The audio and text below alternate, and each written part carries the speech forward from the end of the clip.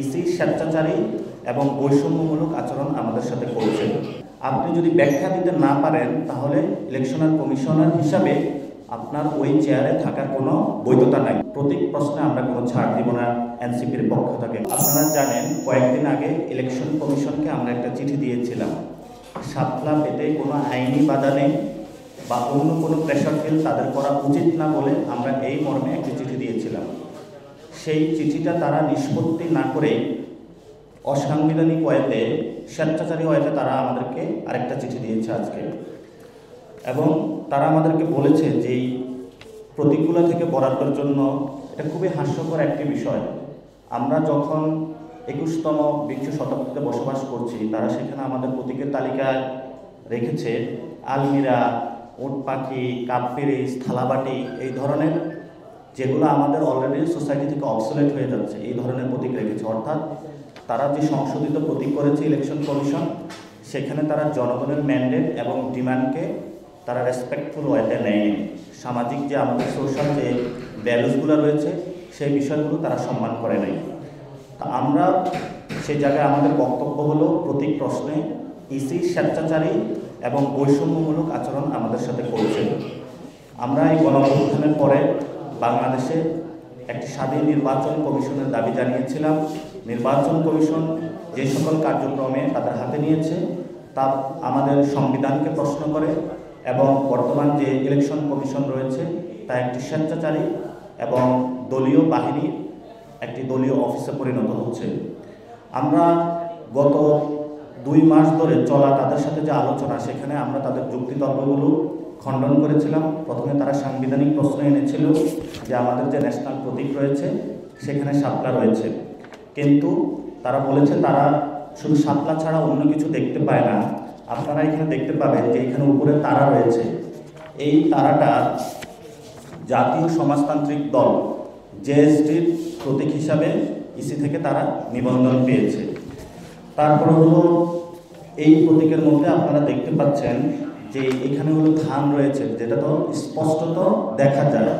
এখন তারা যদি ইসি যদি না দেখতে পারে তাহলে তো তাদেরকে ব্লাইন্ড টেস্ট করাতে হবে। যারা যদি কোনো একটা প্রতীক না দেখতে পারে তারা তো বিভিন্ন ডকুমেন্টসও ভুল করবে। এই জন্য আমরা আবেদন জানাচ্ছি ইসির যারা বিভিন্ন কমিশনারের দায়িত্ব রয়েছেন তাদেরকে তাদের চোখে ব্লাইন্ড টেস্ট করাতে হবে, তারা যদি এই প্রতীকগুলো দেখতে না পারে। আপনারা দেখতে পাচ্ছেন বিএনপির যে ধান রয়েছে এই ধানটা কিন্তু এখান থেকে নেওয়া হয়েছে, ফলত তারা একটা অ্যাডভান্টেজ অলরেডি পাচ্ছে। এবং জিয়াউর রহমান যখন ক্ষমতায় এসেছিলেন সেই সময় সামরিক কায়দায় কিন্তু এটা নিয়েছিলেন। তারা আমাদেরকে আরেকটা জিনিস তারা বলেছে যে বিভিন্ন প্রতিষ্ঠানের যে প্রতীকগুলো রয়েছে সেই ক্ষেত্রে তাদের কিছু বাধা বিপত্তি রয়েছে। আপনারা দেখতে পাচ্ছেন তারা ডিজিএফআইয়ের কথা বলেছে, ডিজিএফআই এখানে শাপলা প্রতীক রয়েছে, আবার এই তারার একটি চিহ্নিত রয়েছে, কিন্তু তারাটা কিন্তু জেএসডি তারা প্রতীকে তারা তাদের প্রতীক পেয়েছে। আবার আমরা যদি যাই তাহলে দেখবেন যে আমাদের যে বাংলাদেশের বিমান বাহিনী রয়েছে, বিমান বাহিনীর প্রতীকের মধ্যে ঈগল রয়েছে, কিন্তু এই ঈগল প্রতীকটি হলো আমার বাংলাদেশ পার্টি এবি পার্টি পেয়েছে। ফলত আমরা তাদের যতগুলো যুক্তি তর্ক রয়েছে সবগুলোই খণ্ডন করেছি। আপনারা যে দেখেন পুলিশের যে নতুন লোগোটা এসেছে এখানেও কিন্তু ধান রয়েছে, এই যে 2 পাশে ধান স্পষ্টত দেখা যায়। ফলত আমরা মনে করি এই সময়ে এসে ইসি একটি দলের পক্ষে পক্ষপাতমূলক অবস্থান নিয়েছে এবং তাদেরকে অ্যাডভান্টেজ দিচ্ছে। আপনারা জানেন যে জামায়াত ইসলামীর লোগো হলো দাঁড়িপাল্লা। এই দাঁড়িপাল্লা যে প্রতীকটা রয়েছে বাংলাদেশের যে বিচারালয় রয়েছে প্রত্যেকটা বিচারালয়ে প্রত্যেকটা জায়গায় কিন্তু এই প্রতীকটা রয়েছে, কিন্তু সেগুলো ইসি নজরে আসছে না। কিন্তু আমরা যখন একটি গণঅভ্যুত্থান করে রাজনৈতিক দল গঠন করলাম এবং আমরা এই দলটির এখন 6 মাসও হয়নি, ইতিমধ্যে রাজনৈতিক মহলে কিভাবে এই দলটিকে বৈষম্যমূলক আচরণের মাধ্যমে, স্বেচ্ছাচারী আচরণের মাধ্যমে ইলেকশনের পূর্বেই খারিজ করা যায় সেই ব্যবস্থা ইসি অলরেডি তারা উদ্যোগ নিয়েছে। আপনারা জানেন আমাদের জাতীয় ফল হল কাঁঠাল, এই কাঁঠাল কিন্তু জাতীয় পার্টির প্রতীক হিসাবে রয়েছে। আমরা তাদের সকল যুক্তিতর্ক খণ্ডন করেছি। পরিশেষে তারা মিডিয়ার সামনে একটি বক্তব্য দিয়েছে যে ইলেকশন কমিশন ব্যাখ্যা দিতে পারবে না। আপনি যদি ব্যাখ্যা দিতে না পারেন তাহলে ইলেকশনাল কমিশনার হিসাবে আপনার ওই চেয়ারে থাকার কোনো বৈধতা নাই, আপনাকে অতি দ্রুতই পদত্যাগ করতে হবে। আপনি জনগণের যখন ট্যাক্সের টাকায় ওই চেয়ারে বসেছেন, ওই জনগণের ট্যাক্সের টাকা নিয়ে যখন আপনি বেতন নিচ্ছেন, এই বেতনের টাকা নিয়ে আপনাকে সংবিধান অনুযায়ী চলতে হবে, দেশের যে আইন রীতিনীতি রয়েছে সেটা অনুযায়ী চলতে হবে। ইতিমধ্যে আমরা কয়েকটা জায়গা শুনতে পেয়েছি এবং ইসিও বলেছে তারা বিব্রত ফিল করছে।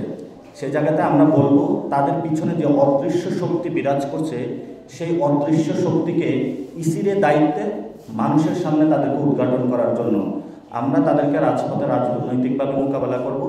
যতটুকু সাংবিধানিক অধিকার রয়েছে, গণতান্ত্রিক প্রক্রিয়া রয়েছে, সব একসাথে নিয়ে আমরা ঐক্যবদ্ধভাবে আমাদের যে প্রতীক, আমাদের যে অধিকার প্রশ্নে আমরা হলো রাজপথে থাকব।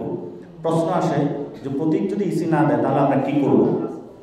সেই জায়গাতে জাতীয় নাগরিক পার্টির বক্তব্য হলো আমরা জনগণের ভোগান্তি চাই না প্রতীক প্রশ্নে।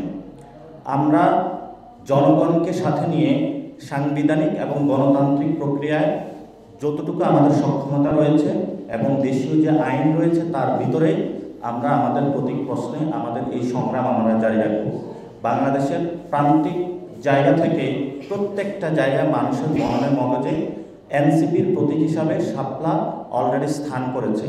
তারা এনসিপির শাপলা প্রতীকে যখনই ভোট দিতে উদ্গ্রীব হয়েছে, ইচ্ছুক হয়েছে, তখনই আমরা ইসির পক্ষ থেকে এই ধরনের স্বেচ্ছাচারী এবং বৈষম্যমূলক আচরণের শিকার হচ্ছি। এজন্য আমাদের দেশবাসীর কাছে আহ্বান থাকবে, যে কোনো ন্যায্য অধিকারের প্রশ্নে আমরা যারা মজলুম রয়েছি, ইসির মতন যারা জালেম রয়েছে, ইসির পিছনে যারা জালেমের ভূমিকা পালন করছে, তাদেরকে আপনারা প্রতিহত করুন। আপনার ট্যাক্সের টাকা যে প্রতিষ্ঠান চলে, ইসিকে সাংবিধানিক প্রতিষ্ঠানে রূপান্তরে আমাদের লড়াইয়ে যোগ দিন। প্রতীক প্রশ্নে আমরা কোনো ছাড় দিব না এনসিপির পক্ষ থেকে, কারণ ইসি ব্যাখ্যা দিয়ে জনগণের সামনে তারপরে তাদেরকে যেতে হবে।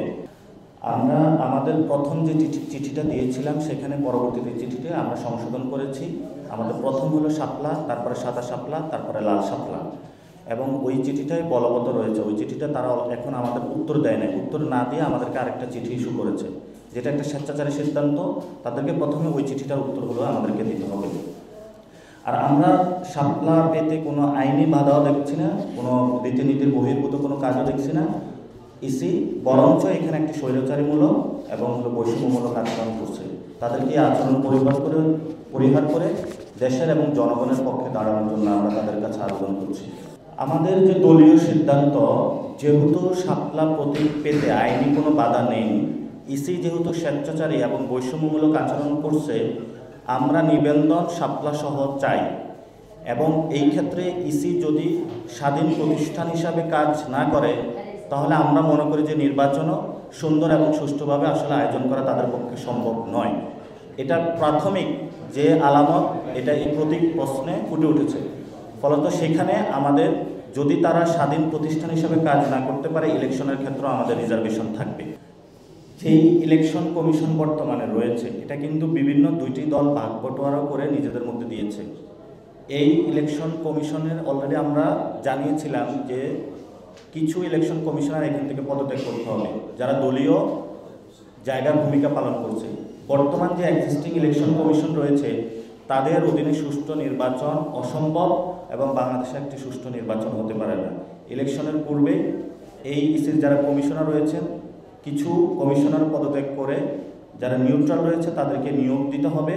এবং বর্তমানে যিনি চিফ কমিশনার রয়েছেন, উনি অনেক ভদ্র ভাষায় কথা বলেন, কিন্তু ওনার কাজে কর্মে কোনো আমরা ভদ্রতা পাই না। উনি নিউট্রাল জায়গায় নেই এবং তার সবগুলো কাজ আমরা একটি দলের পক্ষে দেখতে পাচ্ছি এবং সেটাকে একটা এজেন্সির পক্ষে দেখতে পাচ্ছি। সেই জায়গা থেকে সাংবিধানিক প্রতিষ্ঠানে বসে ওনার জায়গায় উনি নিউট্রাল বা নিরপেক্ষ থাকা উচিত।